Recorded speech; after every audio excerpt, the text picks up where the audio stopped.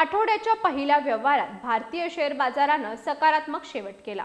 सुरुवातीच्या घसरणीनंतर आयटी क्षेत्रातील जोरदार खरेदीमुळे बाजाराला आधार मिळाला।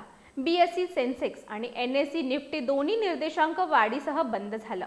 व्यवहाराच्या दृष्टीनेही बीएसई आणि एनएसई मध्ये मोठी उलाढाल नोंदवण्यात आली। मुंबई शेअर बाजाराचा सेन्सेक्स आजच्या व्यवहाराखेर 77,616.40 अंकांवर तर राष्ट्रीय शेअर बाजाराचा निफ्टी 24,211 अंकांवर बंद झाला।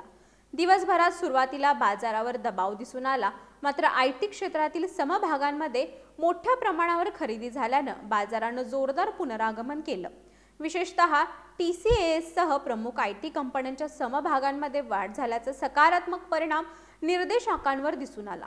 आजच्या व्यवहारात बॉम्बे स्टॉक एक्सचेंज अर्थात BSE मध्ये सुमारे 10 ते 11,000 कोटी रुपयांची तर नॅशनल स्टॉक एक्सचेंज अर्थात NSE मध्ये 1,30,000 कोटी रुपयांहून अधिक रोखीची उलाढाल नोंदवण्यात आली।